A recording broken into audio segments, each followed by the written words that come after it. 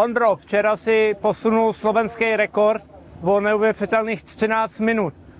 Pověz mi, jak to s odstupem času vidíš ten závod a která ta disciplína ti vyhovovala úplně nejvíc?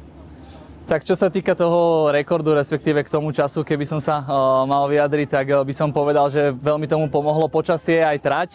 Tá trať je tu veľmi rovinatá. Môžem teraz už, keď som sa na to aj pozeral v rámci nejakého vyhodnotenia, tak bicykel, alebo respektíve cyklistika bola o malinký kúsok kratšia, takže aj to k tomu trošku pomohlo.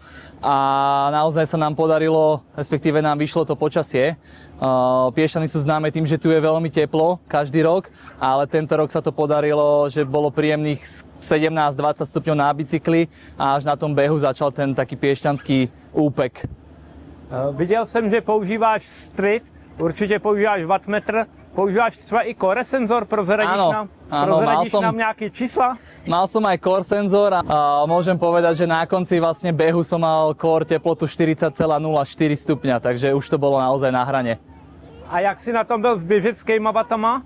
Tie bežecké váty som už potom ani moc nejak nekontroloval, ale viem, že som začínal okolo 360 a okolo 350 som to držal. Věděl jsi, když se Tomáš se přibližoval na tom běhu, bylo to kontrolovaný, nebo si věděl, že ten náskok je dostatečný? Tak vedel som, že sa približuje, ale mal som takmer kolo.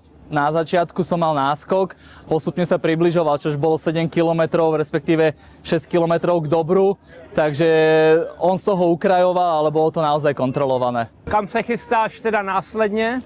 Teraz momentálne 10. odlietam do Číny na duatlon a zúčastňujem sa World Games duatlonu. Ať se ti daří, přeju všechno nejlepší do další závodní kariéry a díky za rozhovor. Ďakujem aj ja.